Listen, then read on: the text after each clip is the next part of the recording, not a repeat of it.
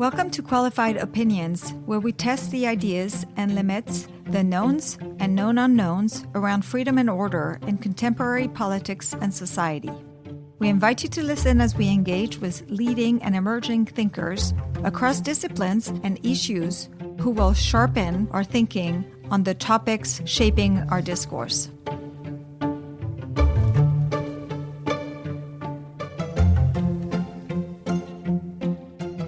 Welcome to the Qualified Opinion Podcast.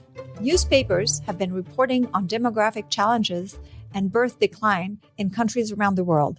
For instance, some expect China's population to be cut in half by the end of the century. If current trends continue, some of the same problems will hit the United States. How to change this trend is the topic of many books and articles, so I'm thrilled to welcome Catherine Pakaluk. She is currently an associate professor at the Busch School of Business at the Catholic University of America. Catherine is not just an academic, but a trailblazer in the field of social science. Her research has been pivotal in understanding the role of family structure in economic outcomes and well-being. Today, we'll dive into the findings of her new book, Hannah's Children, The Woman Quietly Defying the Birth Dearth. Welcome, Catherine. Thank you. So before we dig in, tell us how you became interested in economics and pursue your particular research agenda. So it's a long story, but to sum it up quickly, it's really true. I got interested in economics when I was in high school, at the end of high school, really early college, when I was doing research in epidemiology at the National Institutes of Health. And I heard people say that it was, basically was a good thing that we were going to have an AIDS epidemic because there were too many people in Africa. And I was just disgusted by that. And I thought, is that true? Is it true that, it's good to have diseases that make people die because there's not going to be enough food, so, and then at that point, I didn't know what economics even was. I was as a college student, like a lot of college students, I cared a lot about society. I was idealistic. And I thought that's the thing that you do at that point. You think, well, if you care about society and you're idealistic, you become a doctor, you study medicine. My dad was a teacher. My mom was a nurse. I thought public health was a good thing to do. And that's it. And I didn't know what economics was. So then when I heard those things and I started to ask questions, somebody said, why don't you take a course in economics? I said, well, I don't even know what that is. What is that?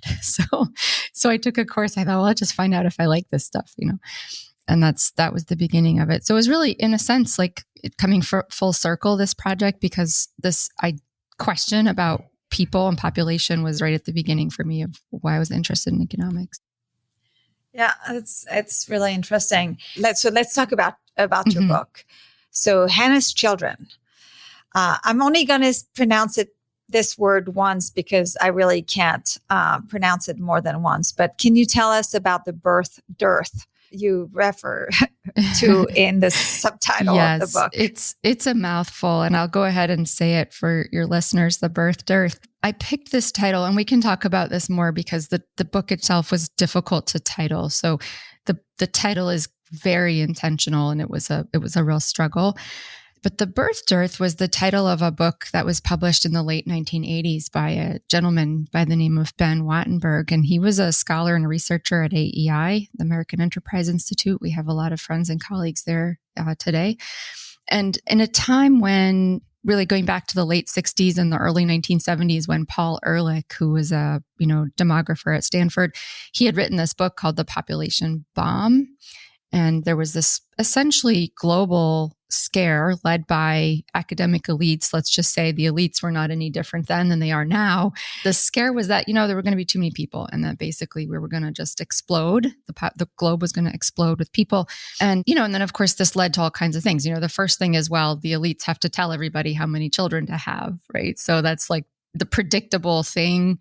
So you had things like China's one-child policy, and this was congratulated by lots of people. And so that was the prevailing climate. And in that climate, you had a couple of people like today, these people who seem like they're on the fringe saying, actually, I don't know. I'm looking at the numbers. I think I'm reading this differently. Ben Wattenberg was one of those guys. So going back already into as early as the late 60s and the early 70s, he was looking at the numbers and he said, I don't think we should be looking at total population.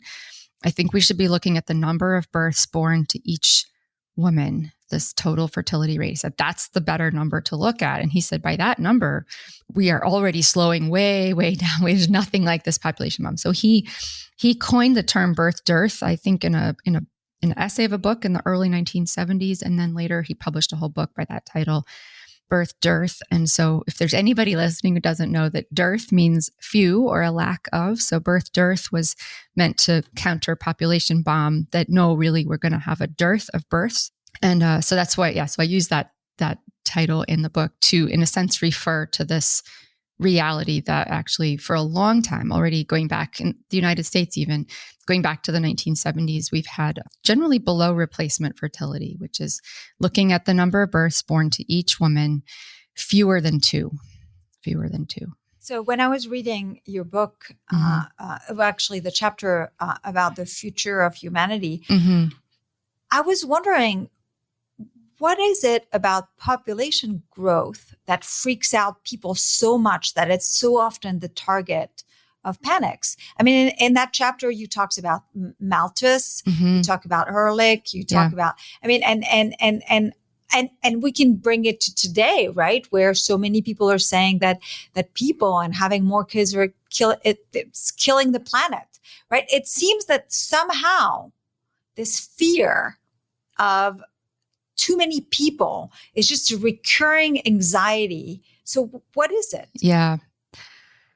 I wish I could answer that question. Yeah, but you're not wrong. It seems like it's like fear of snakes and fear of spiders and fear of high places and fear of too many people. I mean, it's like if you group together the big fears that people seem to have, that would be one of them. And in other words, like not everybody has that particular fear, but it's a common fear. It's like, right, like I'm afraid of spiders, but not snakes. But we know that Indiana Jones was afraid of snakes. And so like, but I'm mentioning these things because it's something irrational about it. I don't right? love either, by the way, but I love don't people. leave either. Like, but a spider, like I'm pretty sure that the spiders are all plotting to, annihilate the human race. Like any spider, that any makes place. sense. That makes so they sense. think that's what's happening with them. And my kids would all tell you like, mom's insane.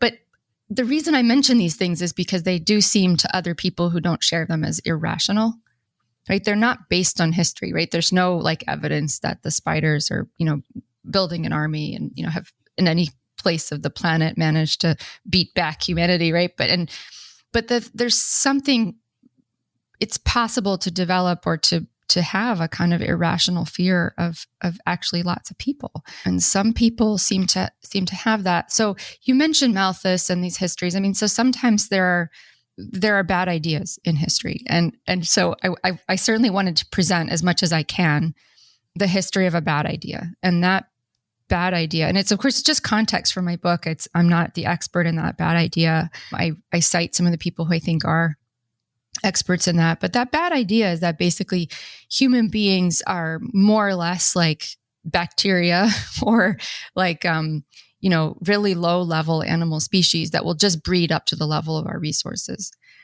And that basically their cost exceeds their benefits. Yeah. And of course, you and I mean, you have in your book a mention of Julian Simon, who showed that basically people are the scarce resource. And it means more brain when you have more people, more innovation and economic growth. And you're right, resource pressures that arise from population growth, far from spelling doom, lead to substitution discovery and innovation through human ingenuity.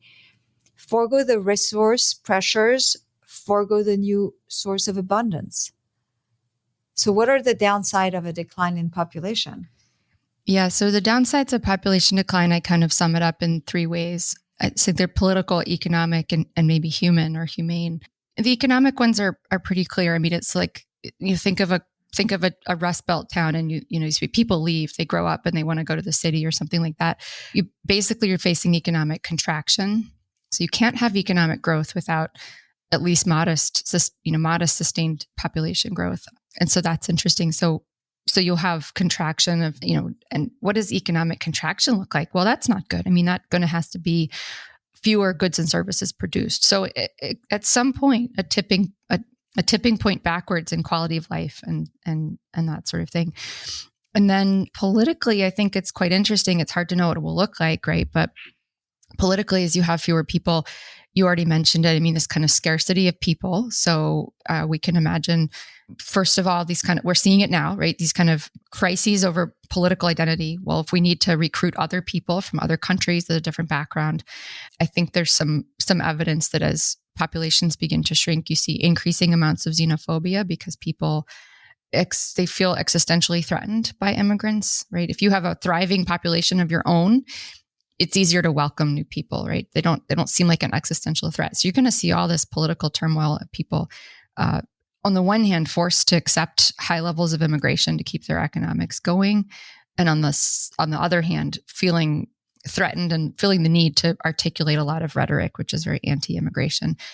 Then the third thing, which I say it's kind of the human problem, is that a world with one child per family, more or less, is a world without brothers and sisters and cousins and aunts and uncles. And I think that's a lonelier world and a world with fewer family relationships.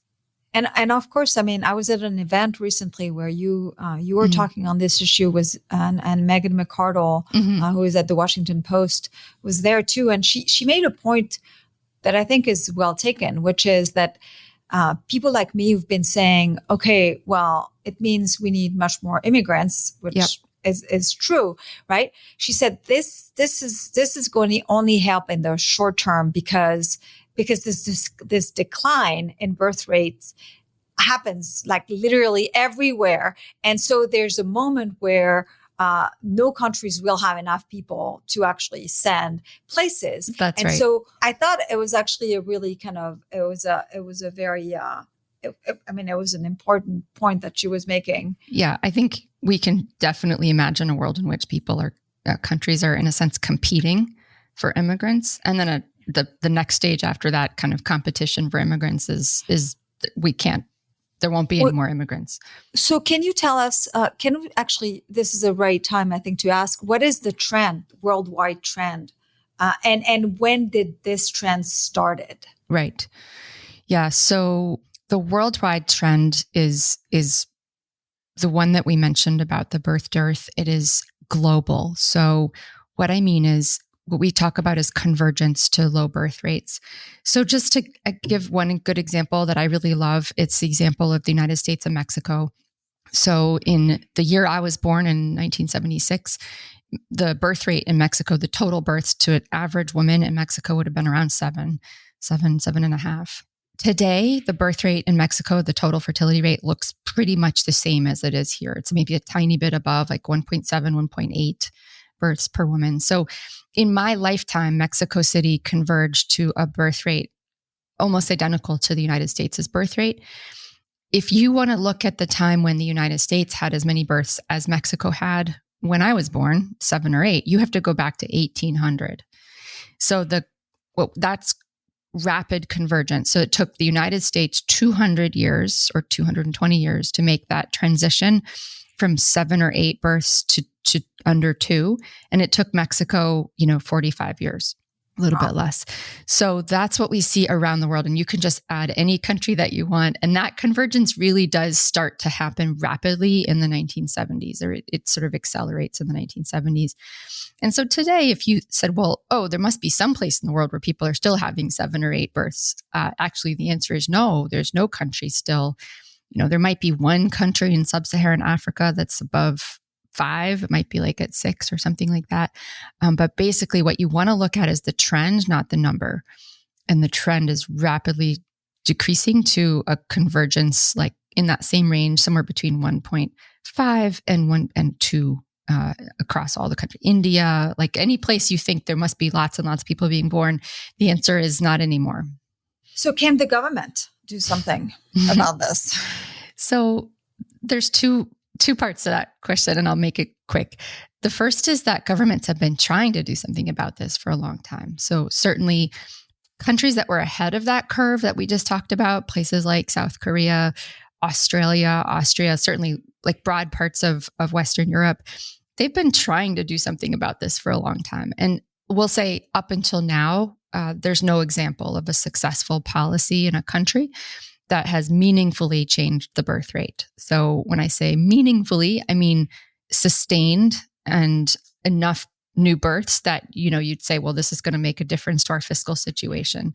What is typically the case is a decently successful policy looks like a kind of retiming of births. You see a little bit of an upward tick. You see people, maybe if there's a baby bonus, like in Australia, they had a $6,000 baby bonus.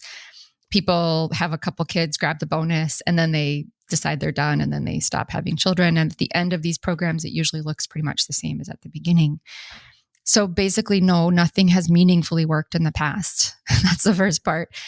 Right now, there's a whole bunch of great articles, even in the last couple of months. Maybe we can link some of them for your readers, more or less pointing to this puzzle that it hasn't really worked. Things with the title of "You Can't Even Pay People to Have Babies." So that was one, I think, in Vox. There's a really nice one in the Financial Times a couple of weeks ago. So that's the question, is a historical question. Has it worked? Answer is no, it hasn't worked. Now what happened is, like, people are saying, well, maybe we just didn't pay enough. So the second part of your question, which I can't really answer, is will it work in the future? We could talk about that. I'm not optimistic. I don't really think that the metric of choice or the vector of choice is easily affected by the amount of money that countries can really offer people. So a country like Hungary, which is with national conservatives like to point to, spent an enormous amount of money and resources and incentives and all sorts of things to try to lift their birth rate. And while at the beginning it seemed like it was working, it's falling back again, which seems like another case of retiming. Right. That's what I would have expected, just given the past data. Now, it's true that they did bigger things and more expensive things. So you kind of like, well, maybe we're getting closer to the number that it incentivizes people to have children. And so, it does look like a case of retiming at the moment. And of course, with birth rates, you have to look out at a whole cohort. You have to say, oh, this group was treated by this policy when they were in their 20s. You have to wait till they're 50 before you conclude like you've changed their birth rate. What you can see in maybe a 10-year period as well, okay, more 20-year-olds are married, more 20-year-olds are having babies, but you really have to wait a long time before you can conclude something's worked. So I tend to, take a more long view, like let's just wait, let's not declare victory yet. But I think it's worth pointing out quickly, that countries like Hungary, just like the United States, just like every country I can think of, they're highly indebted countries. We were very, very bankrupt countries. And so what this looks like is I use the language of a kind of bootstrapping. That's not exactly the right language, but it's what it looks like is sort of, we're going to go deeper into debt, pay huge sums of money to try to get enough people born that if we wait until those people born are, 25 and paying taxes, we can somehow dig ourselves out. It's like a very desperate attempt because these countries, really global debt right now is like, we don't even have numbers big enough. Like my kids, you can't count high enough. So it's a very desperate situation, which is like, even if we thought you could pay people to have children, huge sums of money, like countries don't have enough money to do this. And we're really we put on our hat, like as maybe policy advisors, we want to create nice incentives for people to do stuff. But on the other hat, we have to say, well, the fiscal situation of the modern state is really quite desperate. And I doubt that countries will have enough, and I'm not sitting here cackling about it like, oh, ha, ha, ha, you can't try this. It's just that there won't be, the money won't be there to print to incentivize people at that level. And so that's why I'm like, actually, I'm excited to talk about the meat of your book, to talk about Hannah's children. It's in the chapter that you call the 5%, what we did chapter. That's where you explain the idea for the book, and which is basically trying to find an explanation for the low birth rates by looking and understanding the families that have actually bucked the trend. The 5% in the title chapter comes from the fact that it's only 5% of women aged 40 to 44 that have 5 or more children. Yeah. And that number has been stable since the 1990s. And the we in the title of the chapter means you. It includes you. Yeah. What we did. Yeah. So I hope you're going to forgive me when I reference what I'm about to reference, but just go ahead. Okay. I've been thinking of different ways to explain what I'm up to in this book, right? Because of course, what I'm up to is not out. I'm not out to suggest that everybody has 5 children. Why would you be doing this? So I don't know if you remember this or if you hated this at the time, but I think like 20 years ago, there was a very popular diet book in the United States by the title of Why French Women Don't Get Fat. So do you remember this book? Did French women hate this book? It's been mentioned to me. It was very big here, at least. I mean, I want to say this was like 2005-ish. I don't know. It was in that range. But the theory about the idea behind that book is like the same idea that I'm working with, which is, okay, so there's this, maybe it's true, maybe it's a myth. I actually haven't looked, but I mean, French women like yourself have this reputation for being really very beautiful and have not lost their figures. So you say, well, we could just go around and ask people who have gained too much weight why they gained all that weight. Or we could go and say, like, what are you French women doing differently? Right? That was the whole philosophy behind the book. And I don't know, there were like ridiculous things in there, like you eat leeks all the time, or it was like you walk. I mean, I do like leeks. Leeks are delicious. I think they're wonderful. All the time. But... No, I remember like the opening chapter was like, you're supposed to eat leek soup for a week. And I mean, it's worth laughing about. And I'm delighted that you know what I'm getting at. But the thought was sort of like, if you want to look at ways out of a crisis, right? Or ways out of a set of behaviors that aren't working, right? You can go the normal way, which is kind of, interview people and try to figure it out, come up with theories. But another thing you can do is talk to people who look like they already got out of the crisis, or that they somehow didn't succumb to the same problems. It's not the only approach, but I looked around and I thought, nobody's doing this. Nobody's sort of like, so I'm saying, who are the 5% who haven't suffered from the birth dearth?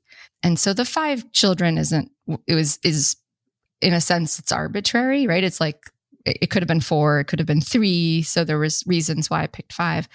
But the basic idea, I think, is sound, which is, are there things we can learn? Are there habits? Are there ways of being? Are there, foods that they eat that that make them different and make them have fertility patterns that are very different? Or will we discover by talking to people that, in fact, they're irrational, they don't really know what they're doing, they have a lot of kids because they're basically backwards and they don't know how to avoid it, right? Like, in other words, there's nothing we can learn here. Or if we have something to learn, we feel very sorry for them. That was the question. Yeah, that was the question. So I described that intuition. And it's funny because when I was reading the book, I was thinking, wow, it makes a lot of sense. And I just thought it's amazing that no one thought about it. That said, you have yourself 8 children. And you've raised many more. But so I thought, well, it also makes sense that you thought about it. Yeah, that's right. I can't hide. And of course, I say it in the first immediate chapter. Yes. I was going to make it a preface, and my friend, a sociologist, he said, that's ridiculous. It just should be the first chapter of the book. Like, make it very, put it right at the beginning. Yeah, I mean, that's exactly right. I'm not a genius. I noticed that this might be worth talking about because I knew a lot of people, myself included. I grew up in a large family, and my husband and I were blessed with a lot of children. And in a sense, it was a kind of, how do you say it? There's this real contrast between my personal private life and my professional life as an economist, where, I can name for you so many wonderful people that I've learned from and read from, saying, gosh, we just don't know why birth rates are so low and they keep going lower. We can't figure it out. It's a puzzle. And I'm sort of thinking, like, I don't know. I mean, I have a lot of kids. I don't think it's terrible, but I know why I do this. I know it's not related to, like a sense that this is like the best economic plan for my life. Right. In other words, like, there's some motives here. There's some interesting insights. There's things I experienced as a child. And it was kind of clear. I thought, well, I think I know what I think, but are other people who've made the same choices that I've made, do they have other ideas about why they do this? And if I were to interview a whole bunch of us, would I find anything in common? So let's talk about this. So can you tell us about your methodology, because it's different than a lot of books. I mean, and it great, and this is also why it actually makes it so intimate. And also you don't want to put down the book because you want to know what this woman has to say. So can you tell us about the methodology that you used? Yeah, absolutely. When you're faced with something that, you kind of go like, okay, there's a puzzle here. In social sciences, is true across the board, really. And usually economists leave this to the sociologists at this point, but I mean, not always, but you have a puzzle, you think maybe we need better data, right? Like the data we have isn't really illuminating the problem. Ultimately, for economists at this point, the standard is going to be some kind of big data, either coming from surveys or some other observations of human behavior. And when I say big data, I don't mean in any sort of flippant way, but I mean population statistics, representative samples. But necessarily those data sets, they're only as good as the questions that they can ask. So what do you go to the data? What kinds of questions do you ask? I mean, just as a for instance, just to make this really real for the listeners, you can find large population level data sets about family planning or family growth. For example, one is the National Survey of Family Growth, the NSFG. And a very typical question is, like they go through and ask about each child. Is this child planned or unplanned? Okay, so that's a meaningful question. It means something to you. It means something to me. Well, an interesting thing is when I talked to the women in my book, I discovered that that's a question that would not be meaningful for them. They wouldn't know how to answer that question. That there's some other place besides planned and unplanned that covers this population of people who have a different birth patterns. And so the NSFG, which is a population sample, or it's a sample from which we can draw representative statistics, it's only as good as the questions it asks. And so coming back around to the method, where do you start if you don't know what questions you should ask? Well, you start as you talk to people. And so the particular approach was these long kind of qualitative interviews. These are open-ended interviews where I started with a set of questions that I intended to ask people. But if the interviewee wanted to kind of elaborate on something or spend more time on a particular topic, you just let them go ahead. And each interview was about, somewhere between 90 and 120 minutes. And yeah, that's the idea. The idea is not that this is the end of the topic, but that you maybe get insight into questions you didn't know you should be asking. So all of the women in your sample are educated. Why did you make that choice? Yeah, so I'll say it very clearly here for your listeners. I always do when I can. I didn't make that determination because of some kind of normative judgment about the value of college or the value of advanced degrees, but because the thing to understand, the thing that I wanted to understand is this global convergence, this trend in birth rates. And so what we're seeing is that the more education we see at the individual level and also at the country level, the more educated women get, the fewer children they tend to have. So given a limited research budget, which was limited, I thought, well, where's the most bang for my buck? Like, where's the most value I can get out of a few interviews that I can do? And I thought, all right, well, let's go talk to people who have a lot of education in relative to the general population and still picked to have large families. So I could really try to understand the trade-offs. As an economist, I like to think, okay, like what's really happening at the moment of decision for people is they're evaluating trade-offs. So I wanted to get a sense of what those trade-offs look like for people who represent the cutting edge of this crunch, this trend. So that's why I picked to talk with people who had college educations or more. The other thing all the women in the book have in common is that they're all religious, different religion, but they're all religious and to a different degree too. And one of the things that I thought was really interesting is that the one, Lauren, who is the one who actually doesn't explain a lot of her decision to have her kids with religious language, is the one that actually kind of brought the economist out of you. And basically one of the things that is kind of interesting and striking in the book is first that religion is important. It's really important, but it's not really, it's part of the decision, but it's not the decision. It's not the fact that these women are against birth control. Correct. It's not the fact that they are just, obeying, like a commandment to have children. Right. It's religion is part of the secret sauce, but it's definitely not what this is about either.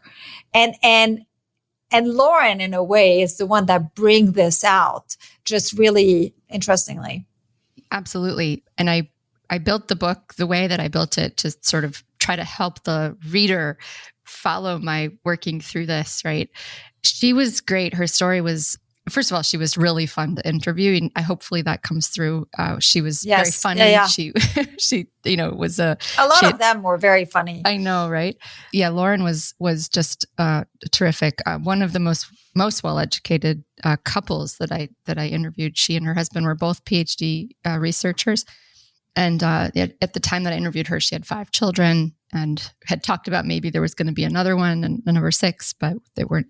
She said he's still working on me, but when it came because down he to wanted it, the story. he wanted 9 children. He's really the one who wanted 9 children, and she would have been happy to stop at 2 or 3. That's right. But she loves him, and she put it nicely. She said, "Well, look, he doesn't want that much from me in this relationship.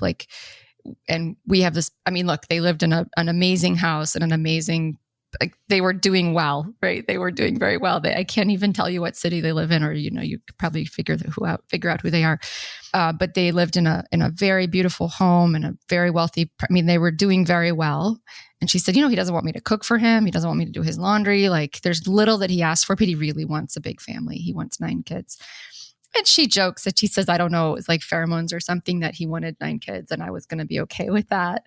But she says at the end of the day, it's a relationship good. It's something that I do because he, just like, I don't know, my husband loves to hike. And when we first got married, I liked to hike, but not as much as he liked to hike, right? And I think this is a huge part of human relationships, right? You try to make a contribution that kind of keeps you and hopefully in relationships, it's on both sides, right? There's things that he does that he goes along with me and vice versa. In a great relationship, you see some of that. And so in her case, it was a kind of funny case, right? Like what the thing he wanted wasn't to go on a special vacation or to hike or whatever. The thing he wanted was more kids. And she felt healthy enough and went along with that. But it gave me this ability to sort of see okay, what's always happening here. And I think economists, I try to cite, some of the other really people that I've learned a lot from as an economist, that we presume when we look at human behavior that people are purposeful and they do things for reasons. And that they do things because the reasons for doing them, in a sense, outweigh the reasons for not doing them. That's this kind of structure of human choice. So Lauren was great because it just really helped me to focus in on, well, she has a reason for doing this, just like the religious women have a reason for doing it. But as you say, what I discovered was the reason for doing it wasn't obedience to the rabbi or really, but that each of them had a thing that they believed about children, which they shared with their husband in some way, which motivated them to choose another child above other things that they could do. And that for the religious women in general, that thing that they believed about children was that children were blessings and that children were valuable in themselves, right? In the same way that you would think well, I don't know, I'd like to make more money. I'd like a better income. Who doesn't want a larger income? There's not that many people, right? Now you could say well, maybe I don't want a bigger income if I have to work too many more hours. But basically, all things being equal, who says no, they don't want more income? So this was a group of women on the religious side, not Lauren, who basically said, no, I fundamentally believe that children are blessings and that if all things being equal, I would choose another one, right? That they're not, it's not something I'm doing to have a certain experience or to be a parent, which would be sort of like a box you're checking, right? Like a bucket list, want to have 1 boy, 1 girl, have a job, travel to Tahiti, whatever that is. But rather it's they're more like something I would always want more of, which was really special. And what really kind of reinforces this feeling that this is really what it's about, right? That they value that child, yes. and that the on the benefit side more than than any other thing is the fact that you meet all these women who have a completely different approach of what their timings about having more kids. There's Kim, who's just like, whatever comes, Whenever. right? I mean, whenever, whatever, it's just like, and she ends up with 12 or something like this, right? And then you have, I can't remember all their names, but then you have the one who's like, well, actually, after I have a child, I have this anxiety because I'm not sure I'm going to be ready. And then at some point, I pray and I wait until I really feel I'm ready. And that's when, and then you have Lauren, who's kind of like, well, it's when I can, or like, and then, so it's like, it's really kind of, really highlights the fact that really what these women and you, I assume, have in common is just the fact that all of the stuff you're giving up, and your book is not shy about the fact that having children and having more children is actually, has a real cost, and not just a kind of physical cost, an opportunity cost. A lot of these women have to kind of like adjust what they think of themselves. What they really value is it's the benefit on the other side. Right. Of that equation, and you talk about the unified accounting of cost and benefits, and you have a really great chapter about the implication of what it means, which I think is like I think it's one of the most important chapter in the book. I hate to say this. All the other ones are like kind of a fun read, but the one that one is really important. So, what are the implications of this unified accounting of costs and benefits? What are the implications of what you discovered when you started kind of realizing and thinking about why these women were having all these children as an economist? Well, thanks for noticing that chapter. Maybe it'll make you laugh to know that it was the last chapter I wrote. I'm not surprised. And I thought that the placement was really great in the book. You can see that you're holding your reader's hand. Anyway. Yeah, I wanted to get it before the end, but also, it's there for a reason. So I knew it had to be there. I had a couple of early drafts of that chapter, but it was actually I wrote it after the concluding chapters, all of that. And so, it's fair to say it was just a struggle to figure out how to appropriate. But to listen. So what are the implications? I unpack a few of them. I expect other people will unpack more of them. But fundamentally, if having children is something that takes on the normal characteristic of other types of economic decisions. Now, I don't mean economic decisions now to limit it, right? So there's an expanded understanding of, we would say, rational choice. Mm-hmm. And what you just articulated so well, some women have decided they're going to have children anytime. Others are kind of making this determination on the basis of readiness. But what you're seeing in these intimate stories is the structure of human choice is always operating.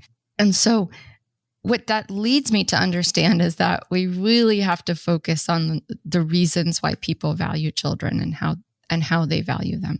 In maybe pure economic theory language, we would say, well, this is a demand story and not a supply story.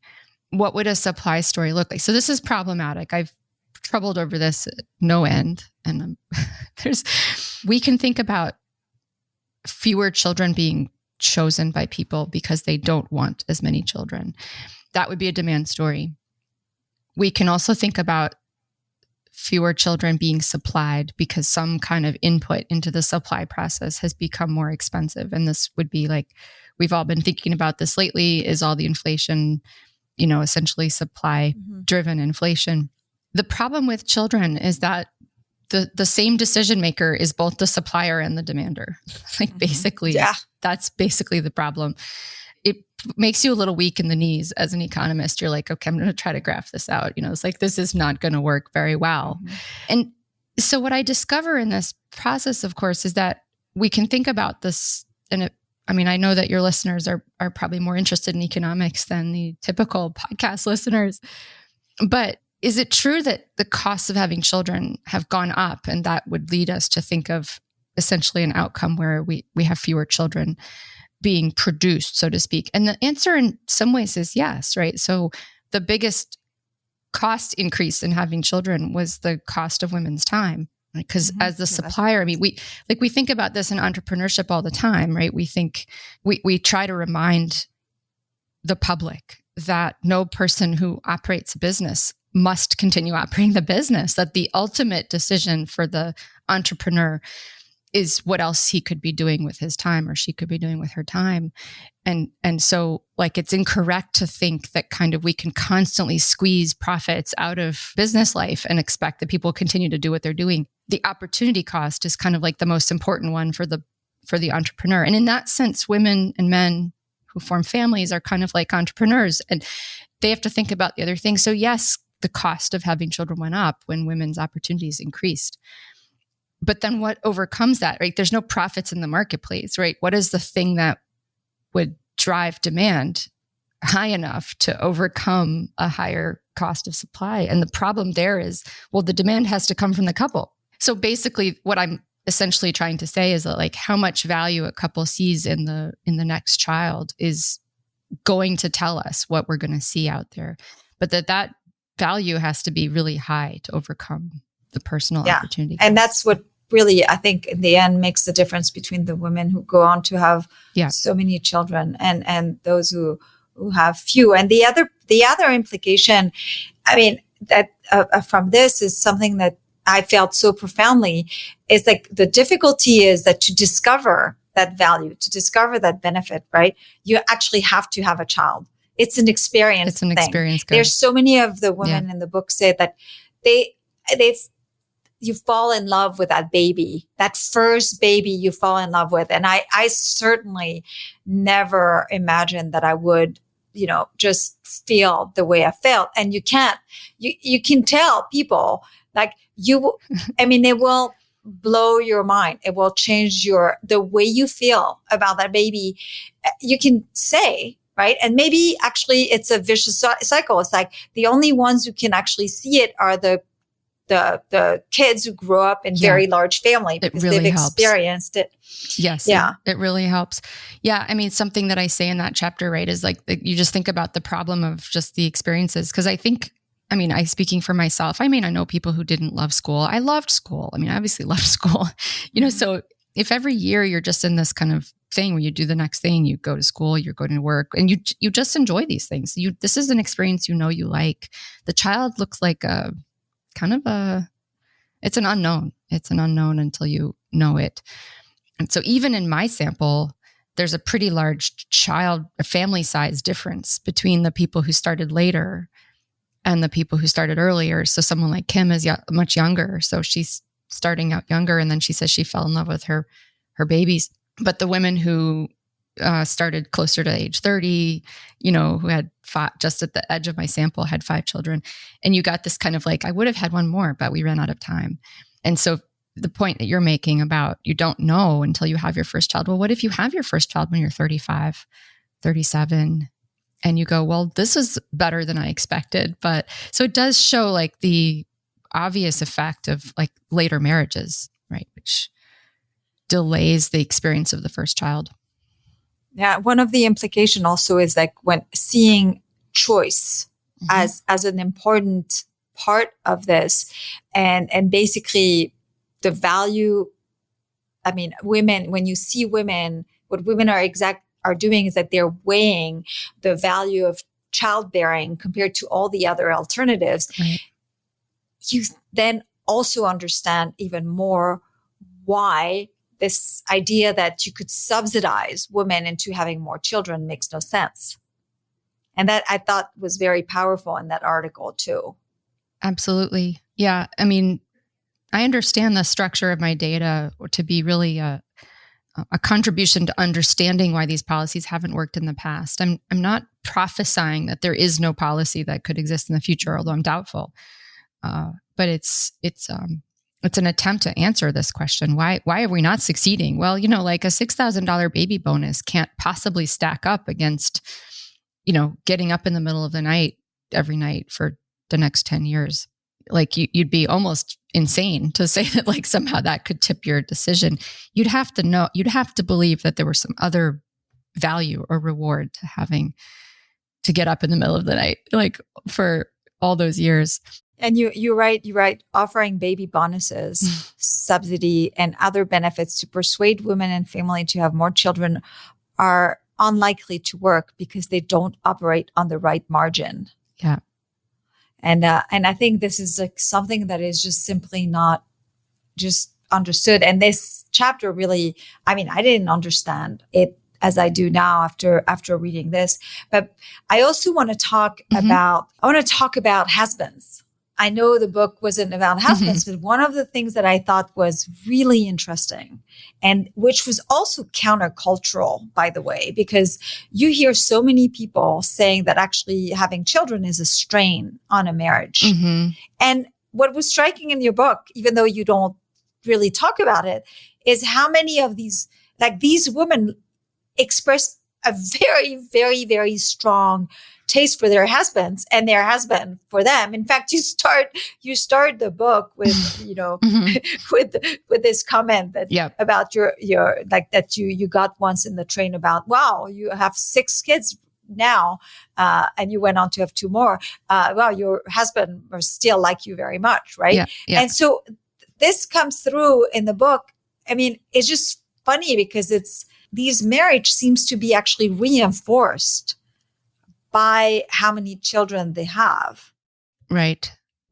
Yeah. So that was a question I asked everybody about. It was too big of a new topic to write a whole book about that. I wanted to bring it comes through in the book, though. Yeah, I wanted to bring it in as a kind of motif.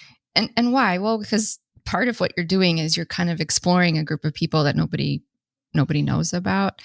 And I was thinking through kind of like what are the popular myths out there? I mean, so right now we have like we're just coming out of a few months of all these stories in the popular newspapers about polyamory. I mean, I don't know why this was like the trend right now to talk about polyamory, right? And there's always these things, right? And one of the things that comes up every few years is there's these articles about how like, our marriage was perfect and then we had a baby and it ruined everything. And I'm not here to dismiss anybody's personal experience. There's, I'm a product of a fairly unhappy marriage. So, I mean, I know that unhappy marriages can exist, but I thought like, if there's a job to be done, it's kind of helping people to see that, like 6 children doesn't mean the end of like romance or sexual attraction or anything like that. Yeah. In fact, maybe which one is it? The basement? Was that? Yeah. Lauren. Was that Lauren? That was Lauren. Yeah. Lauren. Yeah. It was Lauren. I know. Yeah. I know. It's great. That's right. Yeah. So it seemed to me like there was a job to be done in showing that actually some of our superficial assumption that kind of children get in the way of a good sex life or something, if you want to put it that way, that's probably just silly. And so, I just asked women about that, and I got all kinds of things ranging from like, obviously this is still really important to us. And we, women talking about how they found their husbands more attractive after seeing, I'll just give you one example because of my own life. I mean, I don't know if it was around like looking back, I think it must have been around my 5th baby. My husband got really into making espresso coffee. We started to do this. We have this like back and forth. I make bread, he makes coffee. We do this thing. But at some point he gets up. Could be French. Yeah, he gets up earlier than I do. And so at some point he started bringing me my coffee in the morning on my bedstand. And so that's great. I have trouble waking up. And so I don't even have to get into the kitchen and make a coffee, right? It comes onto my nightstand. But this was like, I'm thinking now this is like almost 20 years ago. So for about 20 years, this man I'm married to wakes up in the morning before I do and makes me a coffee and brings it onto my nightstand. Like, how is that going to contribute to your marriage? Well, actually, it certainly does increase. You think like this is somebody who's really in it for the long run, right? He's like think about what that takes, And so do I love him more or am I more attracted to him? I mean, certainly it's not hurting, right? It's not hurting. Yeah. And so I think I'm not here to tell you that all of these families brought each other coffees all the time. What I'm here to say is that there's this sense that sort of the sacrifices and the willingness to give to each other that came from these abundant marriages often what women described was kind of like, I see how much he's doing for me, and that just really makes him more attractive to me. And now I didn't talk to the husbands, but certainly judging by what the women were saying, right, it seemed to work in reverse. One woman said something like, we've grown as people, like, because we've learned to manage this very full life. So we've become like, there's more of us, like, in a sense, like, you're more mature. And so if you're more mature, you're sort of more lovable, right? Like, on a certain level. So yeah, it was entertaining to hear these responses. There was a whole range of them. Certainly not everybody I spoke to had like a storybook marriage, right? And I did want to provide a few of the more, sort of maybe less amazing marriage stories in there too.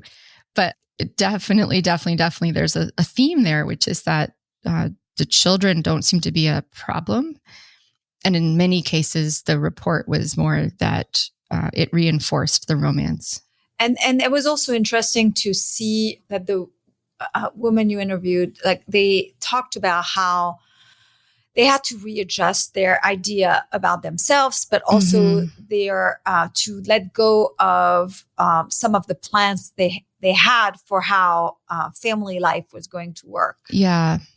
Right. Oh, yeah. I mean, I think Miki has a nice explanation about that at the end. She's an academic, and she talks about really having a conversion to both Catholicism and then to sort of like being willing to have more than 2 children. And yeah, she has a nice statement. She says, when I think about how we used to think about it as young academics, was like everything's going to be equal in our family. And she says that it's surprising to her how sort of more traditional it's worked out. And she says something like how it's maybe just an example of like, as you grow up, kind of dealing with reality in a way. But also, I think related to your question is a thing I heard from a lot of people about when we think about the things that we want, like we want a marriage that's equal, or like in some, maybe, I don't know, idealistic sense, or we want a certain number of children, or I think this is something economists really are bringing to the table in this discussion, and maybe other ones as well. So we tend to think about choice. We tend to think like, well, there's the things that you want over here, but what reality is constrained, right? It's constrained. None of us has the resources or the situation to have everything we want. And so actually where the magic happens, where the really interesting work happens, is when people have to make evaluations of trade-offs, right? So we want this, we want this, we want this, and here's my constraint. And actually it's not bad to be constrained. It's good to be constrained, because the constraints force us to be efficient, right? And to be very clear about what it is that we would like to have.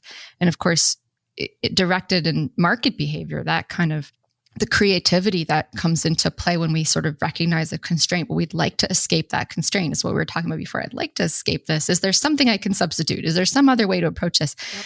Could I sell that thing, right? I mean, like, all of that is really, really terrific.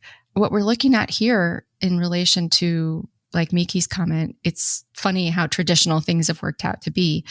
It's kind of bringing reality to this idea, like, well, I want to have all kinds of things. I want to have 5 kids, and I also want to, for me, I want to throw pottery. But what you end up doing is the constraint of your time forces you to ask deeply, like, what are my priorities? What do I value most, and second and third, and what can I do later? I could throw pottery when I'm 50, but I probably couldn't have a kid when I'm 50. So you kind of like, not to be afraid of that. I think as women, that's something we can get a little anxious about it. Like, there's all these things we want to do, and our biological clock is ticking, right? So it's actually very helpful for people to understand the constraints. And I think often when I was growing up, and certainly my mom's generation, I think that we weren't particularly helpful about the constraints. We didn't tell people, like, look, this is something that's best done when you're young. When in the little time that we have, I mean, there's a lot I would like to talk about. Like, for instance, like the fact that these women, no matter where they are on the income spectrum, they actually are more similar to women or to families that have fewer kids and are at the same level of income. But we don't have time for this, unfortunately. So I will recommend that people go and read the book. But I want to talk about the fact that one of the one of the policy prescription, if it's the best way to put it, is that, religion is the most pro-family policy out there. So can you talk about this? And can you talk about,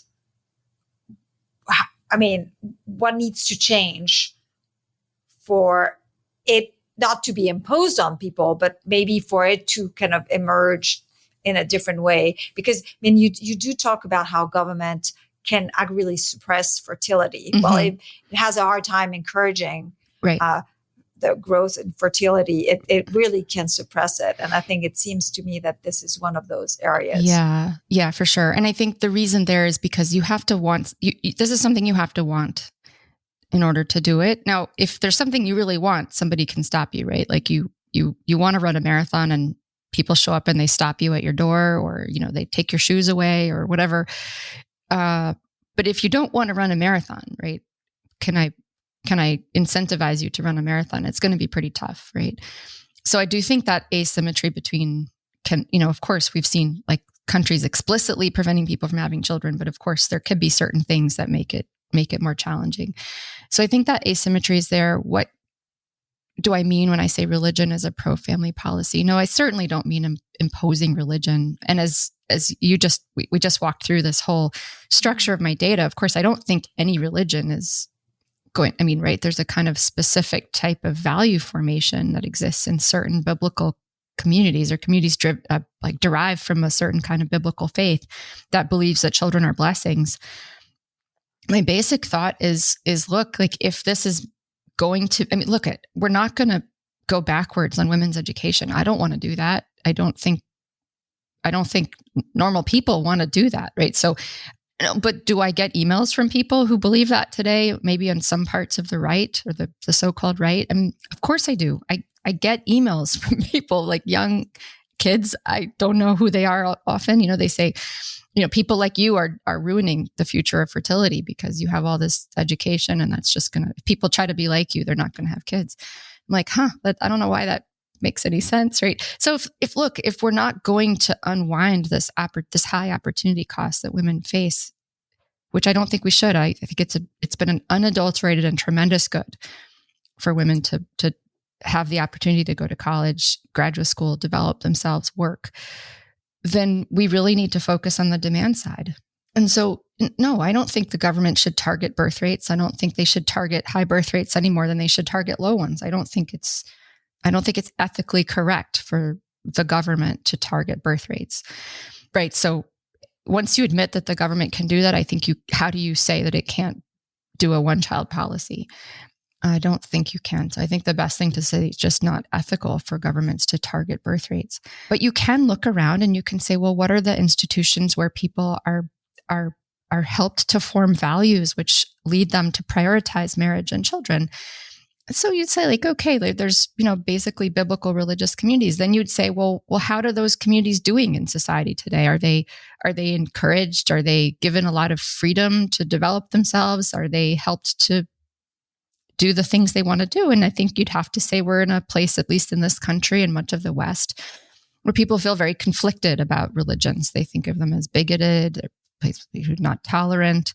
And so they've been kind of beaten back into these little corners. And I think certainly the main way that churches pass on values is through education. So I think to myself, well, okay, look, so if we have a commitment to redistribution to make schooling affordable for families and for communities, why not open that up to more religious people in a sense? It's like a very simple view of, we would say, educational freedom, or as a kind of path to a type of greater valuation of the biblical communities that foster childbearing and marriage. So it's simple. So what I really mean is not just religion as family policy, but religious freedom, and maybe thinking harder. Yeah, and basically get the government to remove the barriers where we can find them. It's not always obvious, but certainly if there are barriers that make it impossible or difficult, if religious churches who want to have schools are up against a large government monopoly where it's really hard to, that seems like a barrier. So yeah, that's right. Of course, all of this is it's a kind of speculation. But I don't think it's madness, because obviously a lot of people who today, or let's say a lot of people who arrive at young adulthood committed to having children early because they know it's a thing that they would like to do. When you look at where they started, they were homeschooled, they went to church schools, they did something really different, right? And that's kind of tantalizing. This birth rate problem is going to be a very large fiscal problem for the state. So what can you do? I mean, could you, like, if you break down the public school monopoly quickly, maybe you could see an uptick in birth rates in 15 or 18 years. I mean, I don't know any other policy that looks promising like that. So I'm just sort of pushing people to think more about the way we form our values. I wish we could talk longer, but let me ask you one last question. What is the biggest mistaken claim that you'd like to correct on this issue? Either women having a lot of children and the reasons behind it, or declining birth rates. Maybe this is just my current pet peeve, I suppose, and maybe I'll have a different one next week. But I think it's this idea that sort of you can get people to do a hard thing by making it easier, which sounds like, well, aren't you an economist? You believe incentives matter. Do you think that's true? But I think that it's like this thing that we're just always bumping up against, like price formation depends upon demand. And the way you get people to do things is you have to get them to want those things. So I think that's like, if my one message here is like the biggest fallacy is to ask people to think hard about where value formation comes from and how, like, why we want certain things. I mean, like nobody wants, unhealthy peanut butter anymore. And nobody wants meat from animals that are mistreated. And these things are really powerful, and they come about from information information drives, right, value formation. Mm-hmm. And we are really lazy. I think, like, when we look at the world and we think, like, I would like to see it be different. I don't want to see such a low birth rate, or I don't want to see animals mistreated. We would like to ban things or work through kind of a quick policy rather than persuading people this is a terrible thing to do. Or you're missing the truth here. Like, the truth is that your baby, you're going to enjoy so much more than you realize. And nobody's telling you that, but I'm going to try to tell you that. Right? But that's like the hard approach. It's the persuasion approach to sort of shape people's values. So maybe that's my biggest mistake in people's thinking is that they think it's the easy approach to ban things or to promote them with like this. But actually, I think it's surprisingly easy to shape people's values by giving them true information. And I think it's not just easier than it looks, but it's rewarding in a certain way. It's like it's appropriate to the free society and respect for human dignity and human freedom. So I don't think it's as hard as it looks, but I think we should do more of it. I agree. And by the way, this issue of persuasion, I mean, it runs through a lot of the policy areas where people are just saying the government is a solution. So thank you so much, Catherine. And everyone, go and get Hannah's Children. It's a really great and very different book. So thank you. Thanks, Veronique. It was a pleasure.